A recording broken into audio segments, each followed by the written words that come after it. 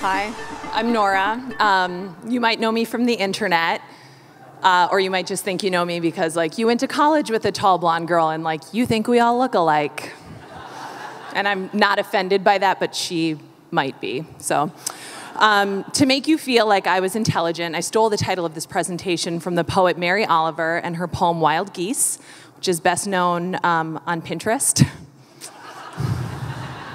Sorry, Mary. Little bit of important background about me. In 2014, I miscarried a baby. 7 days later, my dad died of cancer of the everything, as they put it. And 6 weeks later, my husband, Aaron, died of brain cancer. So of all the talks, this is probably gonna be the most fun, I'm gonna assume. And since Aaron died, I've heard these words a lot, and I think it's because I didn't take his clothes and stuff pillows in them and make them cuddle me, because he was so thin, I couldn't get it to work. And this is Aaron. He had 2 brain surgeries, 1 million chemos, more blood taken than I knew a person could make, and he never complained once, and if he never felt sorry for himself, how could I feel bad for me? I'm alive. Easily, I would say. If ever there were a time to be handed some shitty feelings and chill with them, that was it, but I didn't. I started a nonprofit. I wrote a book, and not to one-up Gracie, but I got my photo taken with a hamster on my shoulder. That's because, like so many of you, my default mode is capable. I can wake up in the morning, get dressed, raise a child on my own, but not because it's easy, because it has to be done. They make you wear clothes. Whatever.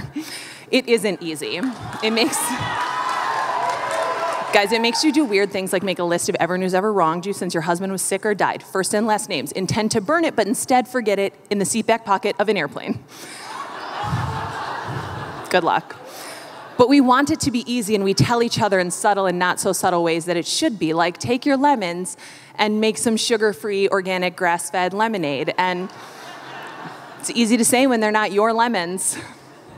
It's real easy. The people who are the most persistent and they're get the fuck over it-ness were people whose husbands and dads and second babies were still alive, so people who are super qualified to give me advice.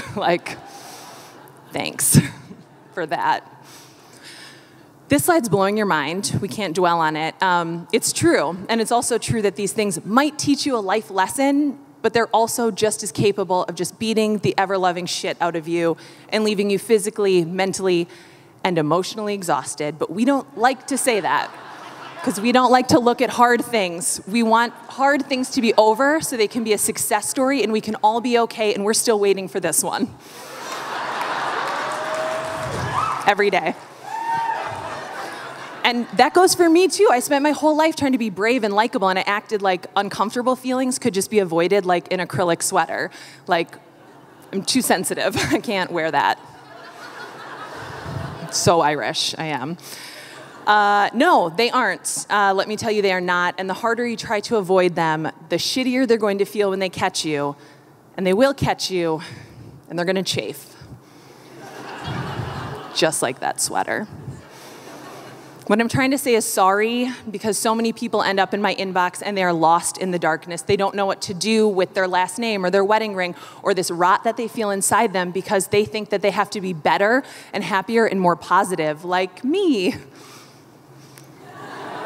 But no, I do not wake up like this. This is not my natural setting. This is a garden that I have to tend to every day. And if you've been to my house, you know that I'm not like a gardener. I'm not good at it. And I'm not saying this to you because I'm unhappy. If you asked, my therapist or my doctor or my Lexapro, they'd be like, Nora's happy-ish.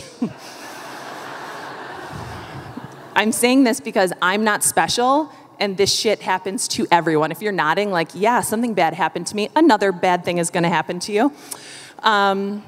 It happens every day, and it always happens to someone else until it happens to you.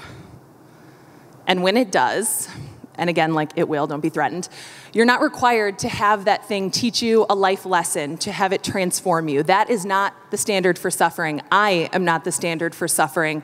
The standard for suffering is surviving, period.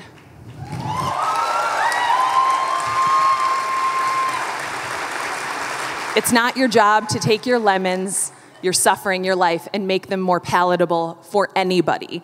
You don't owe me or anyone else a glass of fucking lemonade. Thank you.